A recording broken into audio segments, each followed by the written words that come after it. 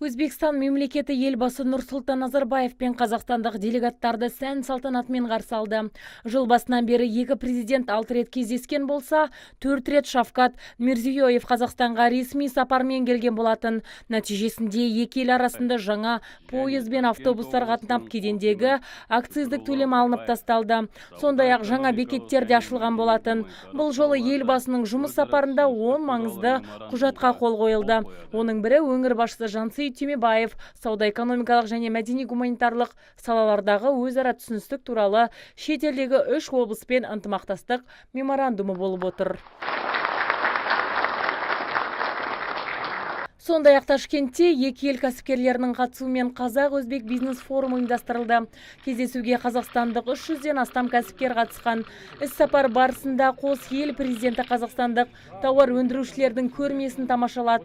3 күнге созылған көрмеде 50-ден астам ірі компаниялардың экспортқа арналған өнімдері қойылған болатын. Олардың қатарында ұн және сүт өнімдерін өндіруде көшбасшы кәсіпорынның бірі Алтын Дән жауапкершілігі шектеулі серіктестігімен цемент өндіретін Шымкент цемент және стандарт цемент зауыттары да бар. Шара аясында Сарыағаш аудандағы Жібек жолы шекара бекетін модернизациядан өткізу жобасы таныстырылды.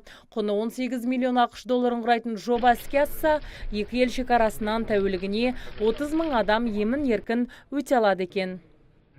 Во-первых, я хотел бы поблагодарить. Біріншіден, Өзбекстан мемлекетінің қонақжайлығы үшін алғысымды білдіргім келеді. Елбасының іс-сапары аясында біз қазақстандық кәсіпкерлердің жетістігін көрсеткенді жөн санап отырмыз. Қазақстанда бизнес саласында жүзеге асырылып жүрген жұмыспен таныстырғымыз келеді. Өзбекстан Қазақстан үшін стратегиялық серіктестігі болып табылады. Қос елбасының атқарған жұмыс нәтижесінде екі мемлекет достық ынтымақтастық қатынаста. Көрші елмен қоян қолтық жұмыс істеу оңтүстік кәсіпкерлер үшін қолайлы болмақ. Өйткені Өзбекстан елі 30 миллионнан астам тұтынушысы бар ең жақын нарық. Айта кетсек, форумға тек күнгейден өңір басшысы Жансейіт Қансейітұлы бастаған 150 кәсіпкер қатысты. Форумға қатысушылар алдымен еліміз тарапынан қош келіпсіздер дейміз. Бұл екі ел арасында сауда-саттық ынтымақтастық саласында жаңа серпін болмақ. Өзбекстан президентінің шетелге барған іс-сапарының алғашқы елінің бірі Қазақстан Республикасы. Кездесу аясында 15 стратегиялық келісім түзіліп, ұлттық өзбекстандық жәрмеңке өткен еді. Соңғы ақпарға жүгінсек, бүгіннің өзінде 270-тен астам қазақстандық компания Өзбекстанда жұмыс істесе, 150-дей өзбек бизнесмені біздің елде кәсібін дөңгелетіп жүр. Соңғы 8 айда екі елдің тауар айналымы 35%-ға өсіп, 1,3 миллиард долларға жеткен. Ендігі нақты меже 2020 жылға дейін 5 миллиардқа дейін арттыру. Жиында өңірлік бизнесмендер тауарды шекарадан өткізіп, саудалау кезінде кейбір салықтарды алып тастау туралы ұсыныс білдірді. Екі күннен бері осы Ташкент қаласында Қазақстан тауар өндірушілерінің көрмесіне келіп, өз өнімдерімізді алып келіп жатырмыз.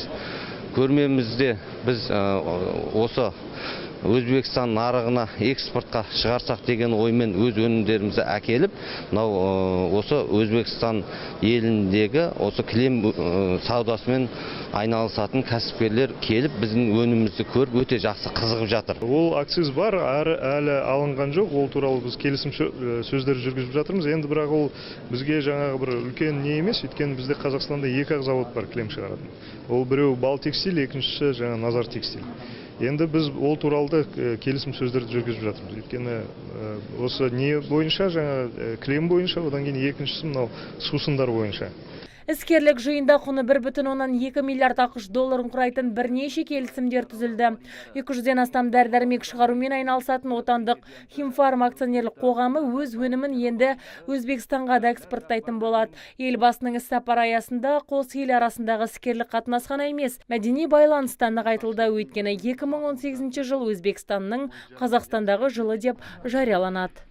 Азиза Мадияр, Абзал Тұрабеков, ТВК телеарнасының жаңалықтар қызметі.